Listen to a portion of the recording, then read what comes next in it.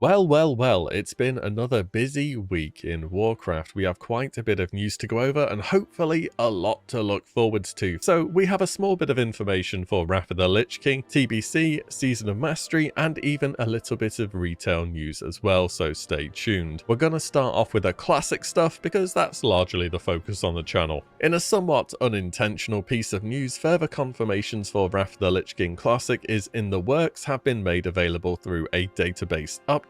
This shows the transition to Wrath from our current TBC servers, including updates to various bits of the interface. I mean, we hardly needed an announcement for Wrath of the Lich King, and when it happens it won't come as a surprise, but it's nice nevertheless to see that things are trotting along and very much underway on Blizzard's end. More on this later once we've gone over a few other bits and pieces, because, well, put it like this, things are shaping up in a way where Wrath of the Lich King will be earlier than we thought, but retail's expansion is probably going to be much later. Next, the Burning Crusade. We still got to finish that before Wrath of the Lich King, of course. There are two major content phases left, phase 4 being Zul'Aman and phase 5 the Sunwell. Zul'Aman has just hit the PTR at the end of last week, which is 6 weeks after the launch of phase 3. Now, I thought phase 3 was going to be a good 4 to 5 months, much like phase 2 was, but if the timeframes on the PTR are what they usually are, it just may well be a much faster expansion cycle than we thought it would be. About 1 month to 1.5 month PTR prior to launch are normal for Classic and have been the case in the past. Perhaps the 10-man content just doesn't need as much testing overall. It could be that Zul'Aman and phase 3 will be the longest bit for TBC, because Zul'Aman for the most part is catch-up gear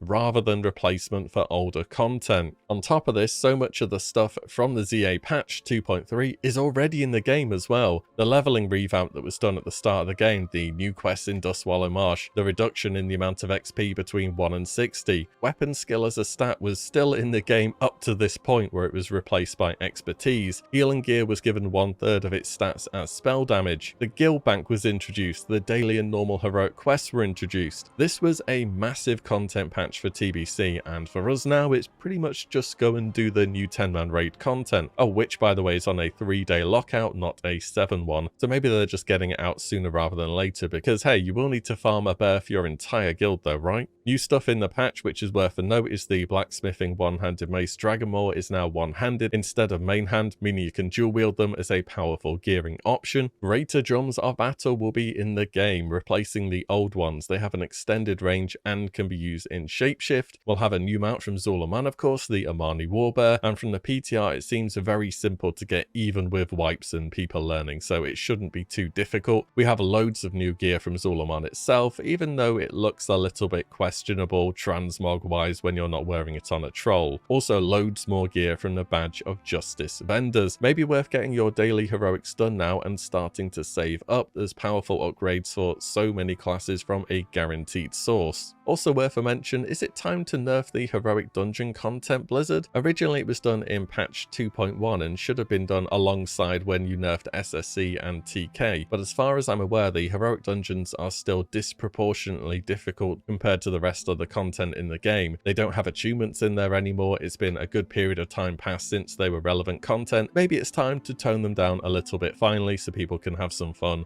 and farm some badges on some ults. Season of Mastery news then. Phase 4 has released, which is Zul'Gurub, including another good change to get people interested in a harder version of the raid through loot changes. Do you remember hard mode Hakar in Classic? Well, not many people bothered to do it because there wasn't really any reason beyond doing it once for fun, because for each priest you left up in the rest of the raid he would gain an extra ability, and with all the extra abilities the fight would change significantly. In Season of Mastery, Hakar will now always drop an idol, and for each priest you leave up, he also guaranteed drops 1 item from the drop table, meaning if you kill Hakar with Mandakir and High Priest Thekal up, he could in theory drop both of the mounts from the raid, and then after that you can go back to the actual bosses that drop the mounts and take them out again to have a double dip chance at mounts or just idols. It's a good change, it gets people more loot, it's nice for catch up, it's a bit more of a for fun game mode anyway, so why not hand out some more cool stuff. Though I've got to say, for Season of Mastery, I'm curious how the raiding population and difficulty will look come AQ40 and Nax. I just think they were naturally a little bit harder anyway, so we'll have more minor changes, but we'll see see when they get there. Finally then, Blizzard has broken the silence and given us an announcement about 10.0, the expansion that will follow the Shadowlands. So in retail, patch 9.2 just dropped, Eternity's End, featuring what is expected to be the last raid of the Shadowlands. The next expansion for World of Warcraft will be announced on the 19th of April, and from leaks and various sources, most people are expecting some kind of dragon-themed, Dragon Isles aspects-driven sort of expansion. Look, all I want personally is a Tinker class. It's ranged, you throw spanners at people, they wear mail, they build turrets, and they have a big cooldown where you get into a mech and then start pummeling stuff. I'd probably give it a go if they had that. The location of the expansion is really neither here nor there for me. Retail has, for the most part, always looked very cool. It's the content that you do once you're in the game that's been the problem. I feel that they really have to pull away from system craft type gameplay that's become so embedded since Legion and try something different. Not necessarily what's worked in Classic either. I feel the two games have two very different player bases. Just don't do systems again. Look, players may not know they like something until they try it, but they do know what they don't like, and since Legion, systems have just gone too far and drive too much of your character's power and progression. And it's a shame because Shadowlands started off looking so promising with their, oh, we've learned from previous expansions, we're listening to your feedback, we can pull a ripcord if the systems aren't working, we've squished you to level 60, we've squished your damage numbers, we're bringing back totems and poisons and auras and all these class flavors, and the whole thing devolved back into farm your dailies and cap your various systems so fast. So overall, I'll be reserving judgment till considerably later for what they're doing next. And just for a little retrospective, the Shadowlands trailer was on the 1st of November 2019. It launched the 23rd of November 2020, and Blizzard have done longer than a 1-year final patch in the past, so I think we are in for quite the wait. However, there is no BlizzConline 2022, so they may just throw in a, hey, here's what's happening with Classic during the announcement stream, and say that Wrath of the Lich King is in the works for late 2022 or early 2023. In fact, I thought 10.0 would be this year. Now I'm very much starting to doubt that and think that Wrath will come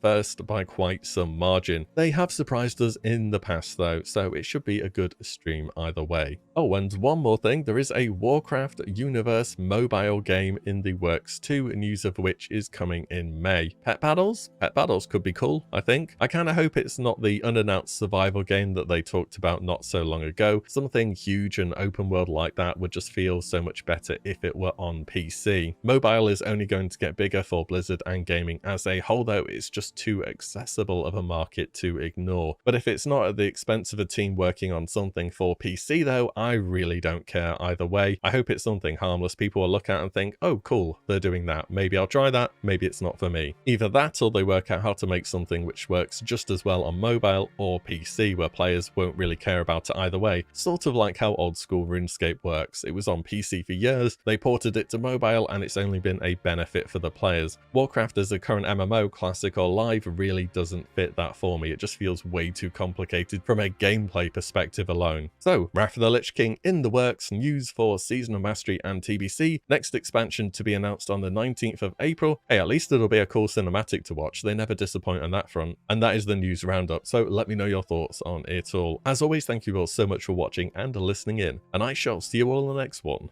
very soon.